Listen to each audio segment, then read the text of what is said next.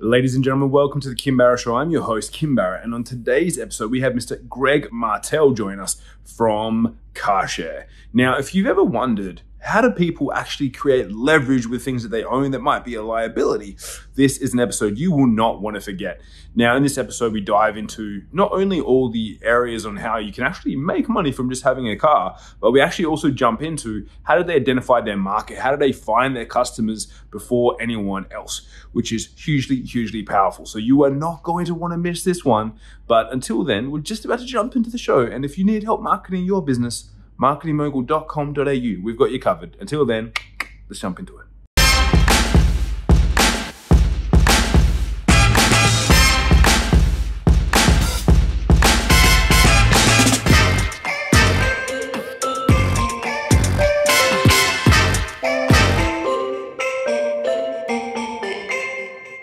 Greg, thank you so much for joining us today. I appreciate you making the time. Thanks for having me. Absolute pleasure. Now, I always like to start the podcast the same way every time, which is, Greg, if I met you at a party and we were chatting and I said, what is it that you actually do? What's your go-to answer? My go-to answer would be we're providing another way for Americans and Canadians and Europeans down the road to have another income stream that they don't have right now that is a liability. So we basically create like I would say a platform for people to take a liability and turn it into an income stream. So we basically teach people that you have in your driveway what basically up to $1,000 to $3,000 or $4,000 a month of revenue sitting there. So I think our added value to people is just teaching them that they could use some of the tools they have right now to be able to have more financial freedom. I love that. And so for the listeners, when obviously they would have picked up a little bit about what you do in the introduction, but let's unpack that a little bit, because what you guys are doing is like, it seems like you're kind of taking the best of a whole lot of worlds and meshing it all together. Do you want to unpack that a little bit for us? And how did you come up with the idea? Yeah. So I've been in the mortgage industry for almost 20 years now. So understanding people's financial situations and understanding, when people are trying to approve for their first home or their second or third home and they don't qualify quite for the mortgage that they want to have for their dream home, and they have a massive car payment of $700 a month, or collectively between two people could be up to $1,800 a month is the average U.S. household for car payments. It's just under $1,800 a month. So teaching people how to be able to take the ability of a vehicle that sits 22, 23 hours a day in the driveway at work and make it work for you while it's just, instead of just sitting there, it could be rented for an hour or two or three during the day while you're at work. It could be rented at night by an Uber driver, whatever that is. And your car could be working for you, making the mortgage payment for you, or actually paying itself off at least, and maybe even paying a rent.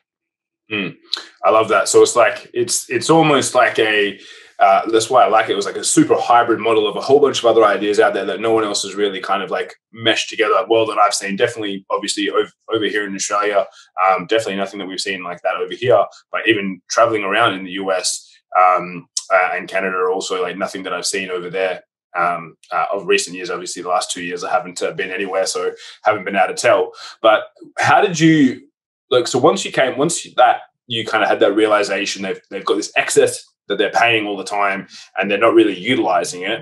Like, what was your first sort of like proof of concept or idea around that? Because a lot of people might have an idea like this and then like they just never do anything with it. So like, what were your first couple of steps that you took to get this off the ground? Well, I think personally, I have a rental portfolio of a few houses in a condo, and I was using Airbnb for a lot of the rentals I had. So the concept of Airbnb, when it first came out, I was like, oh, wow, I don't know if I would actually want to have my house rented and have strangers in my house. And then, now the belief system and the behavior pattern is completely shifted for people where they're looking to buy actual rental properties strictly to Airbnb it.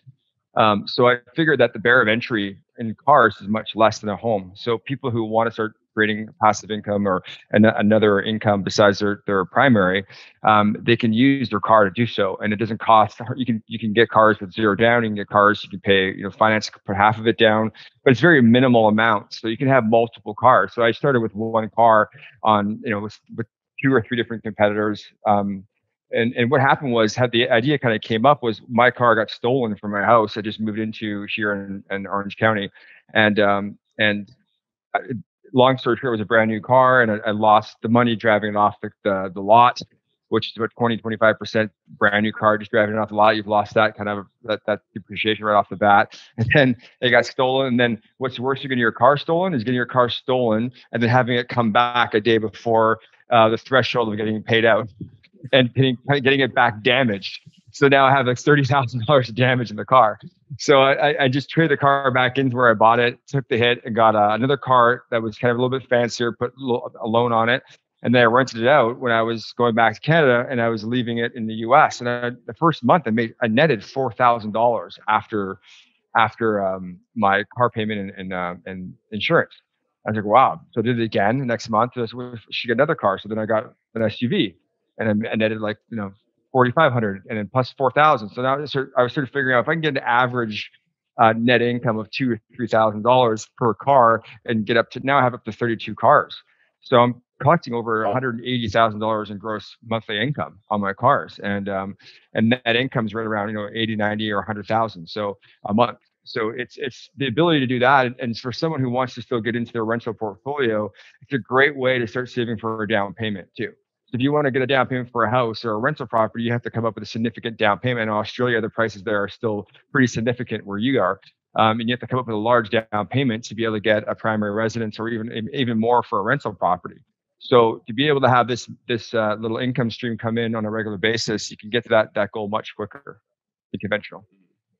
And so how did you manage, once you started getting people coming in, how did you manage to find people to rent it? What was the strategy that you had to go, well, I've got this car, people need to drive cars. How did you first go about finding the audience?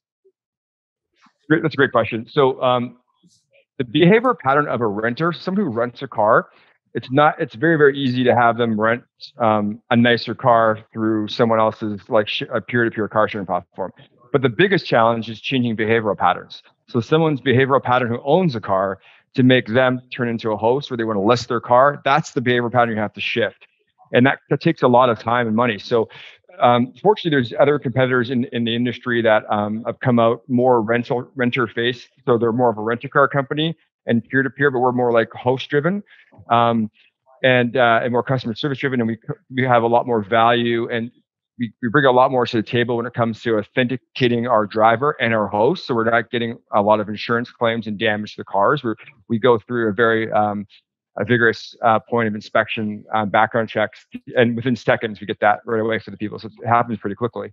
But the main thing is there's a lot of, it's very easy to list your car and have people rent it because there's so many people looking for renter cars, and there's shortages in some areas of town. So if you go into Southern California, convertible 2-seater, it's hard to find that a budget rent a car. They have sedans, they have a Ford Focus or the Explorers, but to have a 2-seater Porsche 911 that's 2017 that rents for $99 a day, that's almost as much as a Taurus. So it just they rent 30 days a month, right? So there's a unique algorithm for what car does the best in certain cities in the U.S. and in Canada. So you're not going to have that convertible in the wintertime in Ohio do very well, right? So you got to know the areas. We also provide a car calculator for your particular your geofenced area, and it actually it has enough artificial intelligence to spit out specific vehicles that would do best in your area.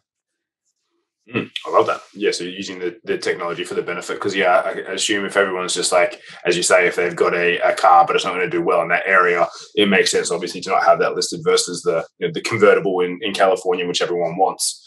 So exactly. for the host, the people that have the vehicles, for them, as you mentioned, so how does the process work? And again, I might be ignorant to this, being over here in Australia, not being outside of the country for a year or two. But so how, because obviously Airbnb makes sense. They've got the lockbox on the wall. You go up, you put the PIN combination, and you get the key. You're in the house. They have your details, and away you go. How does it work for the cars? So first, you download the app just like you do with Airbnb, and you get authenticated through the app like Airbnb, and then you have your choice of what vehicles you want to select, what city you're going to. You select the vehicle. Say you're going to Las Vegas, or you're going to Dallas, or you're going to Orange County, or San Diego, or LA. You pick a city. You select the car you want to work with. It tells you what availabilities, or if you want to take a Ferrari, you want to take a Ford Explorer. you have the option to pick whichever vehicle you like that's available at that particular time. And then as soon as you get authenticated for that, as soon as you're authenticated, you get to select any car you want. And then as soon as you book the trip, just like Airbnb, the host approves it or gives an auto approval. And depending if you're landing at the airport or you're getting delivered at like we have a lot of locals that just rent the cars for the weekends that live in the area because they want to have the ability to have a nice car, or they have nice cars and they actually rent them out and they want other cars because they don't have cars left. So what we do basically is you can depending what model the car is, eventually it'll be like this moving forward with all of our cars. You can walk up to the car, put your hand on it, and it gives you like facial recognition.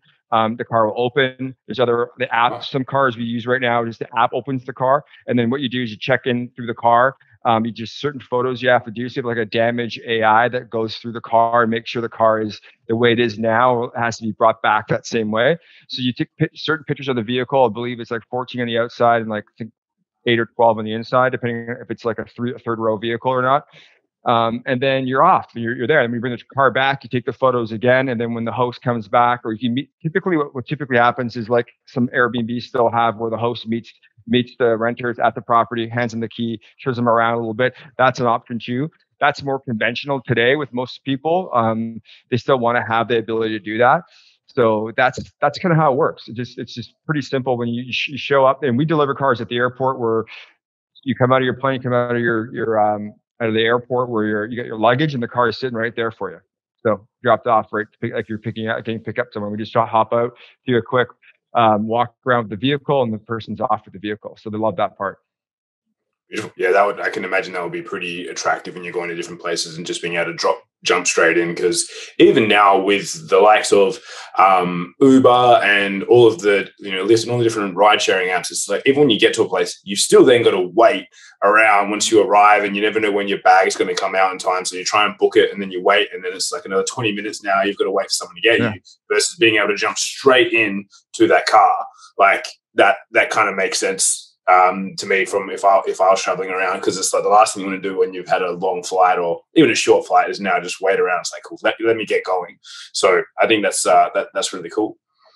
And as you mentioned earlier, like you obviously have like what were some of the things you put in place? Because you mentioned that like obviously a lot of car rental companies have the big issues with insurance damages and whatnot as well. What were some of the things that you guys kind of identified as points to maybe like vet your the drivers as they came through to avoid some of those issues? Yeah, well, we don't really give away exactly what we do, because we do we do like a facial recognition. You do a facial recognition, and we also, when you start putting your information, like your email and the cell phone you're using, we cross verify the cell phone to make sure it's not a burner phone. We make sure that the email, how long the email has been in use for, and then we have a bunch of varieties of stuff that we do to soft credit pull, and we do just stuff that makes all of it together gives us like an internal score, and then an internal score gives us the ability to rate the driver as far as how much of a deposit they'd have to come up with, and so on. And then if you're with us for, like, we have a lot of our drivers that have been with us for a while. And they have their own internal score. So we also have like a mechanism in the vehicle that records the car. Not so much nothing to do with the inside, but just some cars, high-end cars, have dash cams pointing outside of the vehicle just for accidents and stuff like that. But we also have like a device inside the vehicle that tracks where they're going, and we can put, like, if someone takes a Ferrari to a track, we would know right away. If someone's speeding and going over like excessive speeding, like over 100 miles an hour, like for over 30 seconds, they get like a notification to slow down. When they stop their car, we tell them to slow down, and after like 2 or 3 notifications, we can take the car back. So ideally, we could put like a geo fence around the car. We could also put like, we could see where the car is at certain times and know that if someone tries to steal the car, there's a GPS in the system. And in addition to the factory GPS that we put in, that shows where they are, how fast they're going, and et cetera. Any harsh braking, any harsh acceleration, all that data happens to track everything. And we also had an accident in August where someone in Hollywood drove into a house, believe it or not, and we got the exact speed of where he was going. It was at 2:00 in the morning. The police got to see everything in the car, where the car was, how fast we're going in like residential streets, and drove right into a house, believe it or not.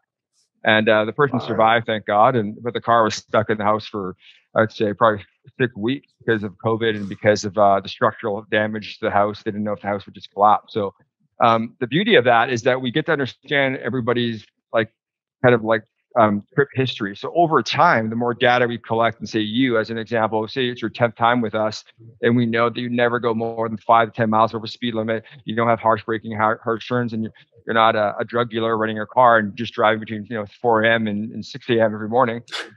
Then we give you a discount on insurance. So we do daily insurance, and eventually we'll be able to do hour-to-hour insurance. And that's where we're kind of going with this. We want to change that mold and mindset of insurance companies and start understanding that we want to charge people by hour and not by a day, and also giving them discounts for the good behavior, driving behavior. So if you have good driving behaviors, we want to make sure that you're rewarded for that. So that's our next generation of insurance coming out probably in 2022. And that's kind of where we want to go with it as far as that goes. So we were able to like track that part of it and understand it. And the best part of it too is that we get to be able to also, one thing we're offering too is we're going to do peer-to-peer car leasing. So we're going to lease vehicles to people strictly to be on the platform. So if people want to get that car that they've always wanted, but it's not practical because they have 3 kids and they need to have 4 seats or 5 seats or 6 seats, they can get that sports car for the weekend. You could rent for 10 days of the month. The other 20 days, you have a nice, funny sports car you can drive around. And it pays for itself and maybe your mortgage, right? And so it gives the ability for people to get things for free. Like you can drive a really nice car and get paid to do so. Why wouldn't you, right? 100%. I love that. That's so cool. And so what sort of, as you mentioned, like, so what's the sort of range for someone if they're listening to this? Because we do have a lot of people in the US that tune in, and Canada as well. And they're going, this is something I want to explore. Maybe I've got a base level car, or maybe I do have a nice sort of car. Like, what's the sort of revenue that could be generated, and what's kind of like the pros and cons for those sort of people? Yeah, so it's very different in where you are in the country. So it's a great question because we get that a lot, and that's where that the mortgage calculator, that car calculator comes into effect quite well. But it's just different. So the Ferrari, we have a Ferrari, for example, 2017 48. That Ferrari goes out, I would say 10 times a month, but it goes out for like $800 a day. So you add that up, and 10 times that's $8,000 US, and the car is a Canadian car, so there's no payment on the car, but it pays for itself within the next year or 2 years, 3 years, depends. Sometimes the car is out for more than 10 days a month. So the wear and tear on that vehicle is very minimal. We have like a mileage, like maximum of 60 miles or 100 miles or 80 miles, depending on the car. So that's the high end side of it. Then you have as low as like an i3, which is like a $20,000 car. Those cars rent for $50, $60 a day, right? But those cars will go out. They're electric cars. They're very practical. People use them in bigger cities all the time to move around. And those cars are going to be more of like cars that we just leave in certain areas, and then people can find those cars on the app and just check in, check out, and move the car to the next location. And it could just be spread out all over because they're not really the high-end cars, so they're able to do that. And then the Joe average person that has like the Kias and the Mazdas, though they rent anywhere between 80, 90, 100. Sometimes when there's like big conventions coming into town, or there's like a shortage, just the cities right now that have a massive shortage of rental cars. And the reason why, because when COVID hit, a lot of these rental car companies didn't have any renters, their rental cars going out. So what they needed to do was sell these cars. So that they sold these cars at auction.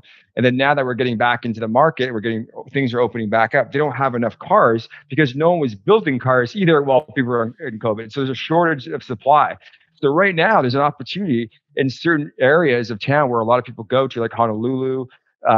Vegas is big, Miami, so is LA and Orange County and San Diego. So you could charge your little Fiat, you can charge $100 a day, or you can charge your Mazda 150 because there's no other option, right? So it really kind of flows and ebbs with the supply and demand of what's happening in your area, for sure. Nice. And so I'm assuming then for the host, if it's your car, you can kind of like block out. I'm assuming if you go, cool, I love to drive my car on the weekends, it's blocked on the weekend, but during the week, yeah, it's free game for people to be able to rent out. 100%. Yeah. Most people, just like Airbnb, you can block out the times of when you're going to be at your house. Like I come to the US for a month and you go back to Canada for a month. And I'll block out the month that I'm away, and I'll try to rent out my place on Airbnb, and it pays for its mortgage for the whole year, usually 2 or 3 months. That's it. So it's same thing with the cars. We can block off you're going to go on vacation, or you want to have the car for a trip, or you want to block it off just for weekdays. It's totally up to you. You're your own. You run that. It's like a little mini business, and you run that as you want to. So that calendar is yours. Nice. And so, how many? Obviously, you mentioned you personally have your own range of cars. Like, how many cars are on the platform now? If people are going traveling and they're like, "This sounds like a great idea for me," like, how many normally, like, would you say in general area? If I'm coming, let's just use Orange County as an example. If I'm coming in, like, what's the sort of like selection that I have available? Yeah, so we're new, obviously. We just came out probably in November with our first beta version, and we had like overnight we had like over 700 vehicles that wanted to get posted. A lot of hosts that with other competitors have like 200 cars or 100 cars, and they service Uber drivers or Lyft drivers or the taxi cabs maybe, or just have a huge inventory to rent out. So we just peel that back a little bit. So our security, our back end is where it is now. So as we're rolling out now, we're probably depending on what area you go in. So if you're like, because we're in LA, we launched there first. So LA, Orange County, you're going to have like 200 cars to pick from. But we just launched in Dallas and Vegas. We probably have about 25 to 30. Dallas, we have about a dozen to 24 because we just got it there like a week and a half ago. And then we're just launched in Miami and like 19 other cities in the US, and with Honolulu as well. So we're trying to like roll out at the same time as like, obviously with COVID, there's a big, where people don't want to get in other people's cars because of COVID as well. So what we did is we found this technology that sprays the interiors down. It's called, I think it's called Stiffy. I think it's called. I forget the name of it, but they spray it down. It lasts up to 6 months so no viruses can stay on the surface of the interior. So we have one of our ads we have, it shows these guys coming in and spraying all the cars for us. So we want to make sure that everybody was safe when they went in the cars too. So that's a big piece of what we wanted to do when we're rolling out to make sure that everybody was comfortable getting the cars as well. Beautiful. I love that. And so obviously at the moment it's like expanding all across the US, and then you guys are going to Canada, and then potentially Europe is next. Is that kind of the game plan? Yes. So we're actually officially approved in the province of British Columbia right now, and then we're about to sign with Ontario this week, if not next. But we won't be actually there live probably till I would say June, because it takes a while for us to ramp up the inventory and get hosts on board. But British Columbia is gonna be a little bit better. So where I grew up in Toronto, but I've lived in BC for almost 20 years, going back and forth to US. So I have a lot of cars we have there. We'll be able to be like up and running by June 1 for sure. So that'll be a big presence. And Ontario is huge. So Toronto has got, I think almost like 50-60% of the whole country's population is in the province of Ontario. So yeah, that's amazing. I love that. And now, as we're getting towards like the end of our time here together, I always like to ask the same question again, which is there any question which I didn't ask you that I should have? I don't think so. I think they're great questions. Like every question you had been thought of, and most of the people that come to our platform, they're not very technology driven. So we try to make our technology very user friendly. So if you're out there and you're using our technology, and you ever have any kind of like any kind of recommendations for us to make things easier on a user face, or things that you've maybe had some troubleshooting on certain things, please feel free to reach out to me. My email is greg@carSHAiR.com. We spell SHAiR SHAiR. And we love the feedback. We want to make sure that our technology is user friendly for every type of, if you're brand new to technology, and if you're an absolute developer, we want to make sure that everybody has the same look and feel. It's cool, it's fun, and it's just most importantly, it's easy to use. We want to build value for our users. We want to have raving fans as our clients, and we want to make sure that their voice is heard from the beginning. Amazing. And obviously you mentioned the website there. If people are hearing about you online, is there anywhere else where they should go to kind of find out more about what you guys have got going on? Yeah, I think just our Instagram is big too, to SHAiR, SHAiR, your car, and our website's good. Any questions you have, you can find us on DM us on Instagram, or just reach out to me. Like my email is, again, it's just greg@carSHAiR.com. So I'd love to hear from you. Beautiful. Amazing. So guys, if you know anyone that would be interested in hearing more about this, hearing more about how these guys got started and kind of identified the problem and then managed to overcome it, especially in these crazy times as well. Like, I got to give you guys a big kudos for doing that in the midst of a crazy pandemic going on in the world. Like that's just amazing to see what you guys have been up to there. So absolutely amazing, guys. Share this episode with someone else that you know could benefit from it. And Greg, again, thank you so much for joining us. Appreciate you making the time. Thank you for having me. I really appreciate it. It's nice meeting you. Pleasure. And I look forward to, I love your show. So thank you. Thanks a lot. Pleasure. Thank you.